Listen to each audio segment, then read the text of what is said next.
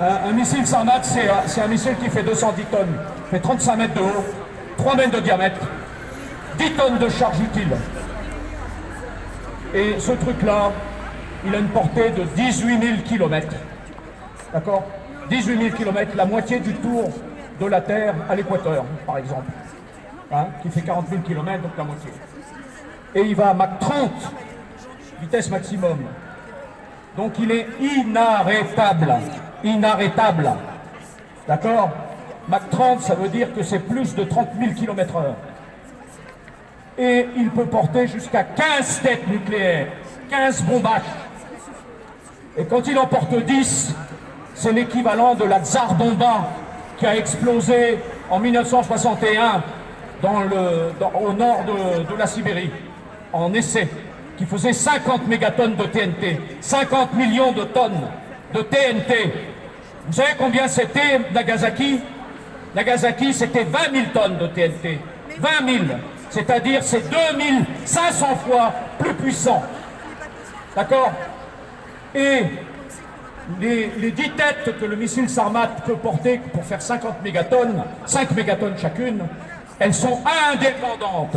C'est-à-dire que chacune peut être dirigée par programmation directement sur une métropole française. Une sur Paris ou deux sur Paris, une sur Lille, une sur Strasbourg, une sur Marseille, une sur Bordeaux, une sur Toulouse, etc., etc., une sur Lyon, etc., une sur Grenoble aussi. Donc ça veut dire qu'il n'y a plus de France. Si c'est ça que Macron il veut, qu'il continue. Hein, parce qu'il ne va pas faire peur aux Russes. Les Russes, ils le savaient d'avance, ça.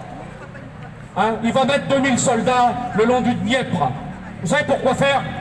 Pour protéger les biens mal acquis des groupes BlackRock et Vanguard américains. BlackRock, c'est un groupe qui gère plus de 10 000 milliards de dollars d'actifs.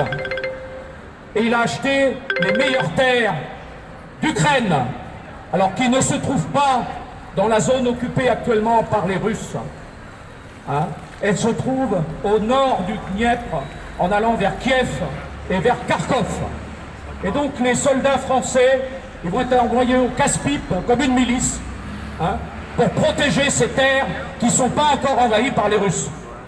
Et il y a le groupe derrière qui s'appelle Vanguard, qui a 8 000 milliards de dollars, un peu plus de 8 000 milliards de dollars. Macron, il défend ces gens-là. Il se fout du peuple français. Le peuple français, c'est la variable d'ajustement. Les soldats qui vont aller là-bas, qui sont des légionnaires, les terres à humus, qui sont les terres du grenier à blé qui était l'Ukraine, hein, quand elle était en paix. C'est les terres les plus riches d'Europe. Hein, il y en a à peu près 250 000 hectares en tout. 250 000 kilomètres carrés en tout. Hein, ce qui est énorme. C'est la moitié de la surface de la France. Hein, 500 000 kilomètres carrés, 550 000 la France. Donc, c'est les terres les plus riches d'Europe, les terres à Tchernosium, qui sont des terres à humus, qui sont complètement noires, ces terres. Ce n'est pas des terres brunes, marron, etc. C'est ça qui va protéger là-bas. Parce que BlackRock et Vanguard, ils ont acheté ces terres-là. Ils ont acheté ça et ils veulent se rembourser sur ce que l'Ukraine ne pourra pas rembourser, c'est-à-dire toutes les armes que les Américains, les compagnies américaines ont vendues à Zelensky, au gouvernement ukrainien, mais que le gouvernement ukrainien ne pourra jamais payer, ne pourra jamais rembourser. Et donc, c'est à ça que joue Macron. Et il joue un poker menteur avec les Russes. C'est-à-dire qu'il prend le risque, bien sûr, de faire tuer les 2000 soldats qu'il enverra là-bas, en disant ils ne toucheront pas à ces soldats-là, parce que nous sommes une puissance nucléaire avec la force de dissuasion léguée par le général de Gaulle. Sauf que l'erreur qu'il fait, c'est que la force de dissuasion, c'est une force qui est faite pour ne pas être utilisée en premier ressort. C'est-à-dire c'est une force qui est faite pour empêcher les autres de nous attaquer. Mais pas de nous attaquer en Ukraine, de nous attaquer en France, dans l'Hexagone. Les Russes vont jamais attaquer d'eux-mêmes l'Hexagone. Qu'est-ce qu'ils en ont à foutre, les Russes, de l'Hexagone? Qu'est-ce qu'ils en ont à foutre des 68 millions de Français aujourd'hui? Rien du tout. Comme les Polonais, pareil, comme les États baltes, c'est des États pauvres. Il n'y a rien dans les États baltes, rien. D'ailleurs, moi j'ai travaillé en Angleterre, les pays baltes, les Lituaniens, les Lettons et les Estoniens, il y en a beaucoup qui sont encore en Angleterre et qui travaillent, notamment des femmes qui travaillent dans les hôtels comme femmes de ménage, femmes de chambre, etc. etc. J'en ai connu, moi, en 2009-2010. Donc ces pays-là se sont même dépeuplés, les 3 États baltes. Donc ensuite, pourquoi il irait envahir la Pologne? La Pologne, c'est des ennemis héréditaires de la Russie. C'est un peu comme la France et l'Allemagne, ou même la France et l'Angleterre, hein, anciennement. Donc, qu'est-ce qu'il en a foutu d'aller se faire chier, aller envahir la Pologne? Il sait très bien que les Polonais n'accepteront jamais. Par contre, Macron fait ça aussi pour empêcher l'armée russe d'avancer le long du Dniepr au nord, une fois qu'ils auront percé les lignes ukrainiennes définitivement au sud, à Zaporijia. Il fait ça pour empêcher l'armée russe d'avancer le long du Dniepr et d'aller envahir Odessa, ville russe, et Nikolaïev, les 2 villes qu'il y a au sud, et à partir desquelles l'OTAN attaque la flotte de la mer Noire avec des torpilles commandées par l'OTAN, c'est-à-dire par la guerre électronique de l'OTAN, par les drones américains, les drones russes, les drones anglais, britanniques. Et donc, c'est pour ça qu'il veut les empêcher d'aller là, parce que s'ils prennent Odessa, c'est terminé. L'Ukraine ne pourra pas agresser la Crimée à partir de là. Et donc, il veut faire d'une pierre deux coups. Sauf que les Russes, en réalité, qu'est-ce qu'ils vont faire? Mais ils vont massacrer les 2000 soldats français, et les Baltes, etc. Ils en ont rien à foutre, ils ont peur de personne.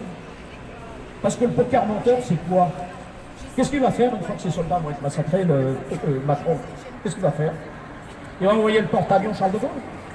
Il va se recevoir un zircon sur la gueule, hein, un missile hypersonique qui va à Mach 10, Mach 9, Mach 10, hein, et donc balancé par des destroyers russes. Hein, et donc, qu'est-ce qui va se passer?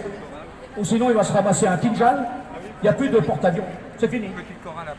Un Kinjal depuis un avion MiG-31K, et c'est terminé. Vous savez, l'avion MiG-31K, c'est un avion qui vole à 18 000 mètres d'altitude.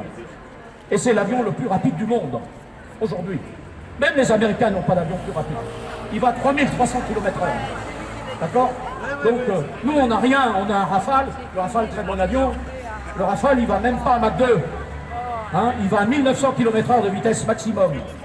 Et encore à haute altitude, c'est-à-dire à la limite de la troposphère, hein, aux alentours de 11 000, 12 000 mètres d'altitude.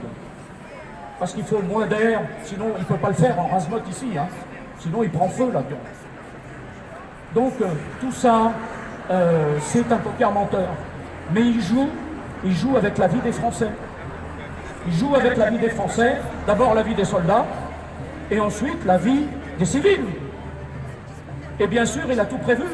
Parce que vous vous souvenez que la loi de programmation militaire qui a été modifiée, elle permet de réquisitionner les biens, les personnes, par décret. Et y compris les comptes bancaires, c'est-à-dire votre épargne, vos comptes bancaires, vos comptes courants. Hein? Et donc, s'il a besoin de financer la guerre, il pompera sur votre argent. Et il pompera même sur vos biens, même les biens immobiliers. De toute façon, il est contre la propriété privée immobilière en France, comme tout le Forum économique mondial de Davos. D'accord? Donc, de toute façon, tout a été prévu de longue date, parce que cette loi de programmation militaire, ça ne date pas de cette année. Hein? Mais elle est passée sous les radars. On a entendu un petit peu parler, mais pas beaucoup. Hein? Dans les médias français, les médias grand public, comme on dit mainstream. Et en réalité, très peu, pratiquement pas. Et donc, le problème, c'est que tout a été préparé pour faire cette guerre. Et le poker menteur qui va se passer, c'est que les Russes, ils vont quand même, de toute façon, massacrer les soldats de quelque pays que ce soit. Et après, qu'est-ce qu'ils vont faire, les Français? Qu'est-ce qu'il va faire Macron? Il va menacer d'envoyer la bombe atomique sur les Russes, à partir d'un sous-marin nucléaire qui traîne dans l'Atlantique ou dans la mer du Nord. Mais s'il fait ça, il peut le faire. Un sous-marin, un SNLE français, c'est 16 missiles M51. D'accord? Ces 16 missiles, ils ont une portée de 10 000 km. Pas 18 000, 10 000. Bon, mais c'est déjà suffisant.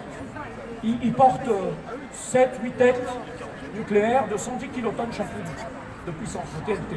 110 kilotonnes, ça fait 5 fois Nagasaki, qui était 20 kilotonnes de plutonium, de TNT en bombe à plutonium, et c'est un peu plus, 8 fois, à peu près 9 fois, les 15 kilotonnes d'Hiroshima, qui était une bombe à uranium. Là, on parle de bombes H, des bombes à la fois à plutonium pour amorcer la bombe, et ensuite c'est de la fusion hydrogène. Et donc c'est beaucoup plus puissant. Et donc ce qui va se passer, c'est que les Russes, s'ils menacent de faire ça,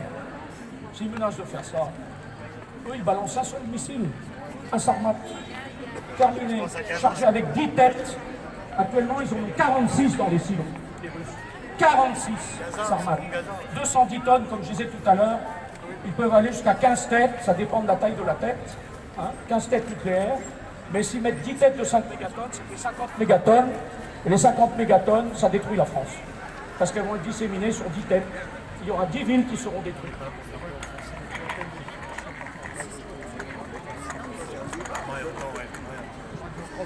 Alors,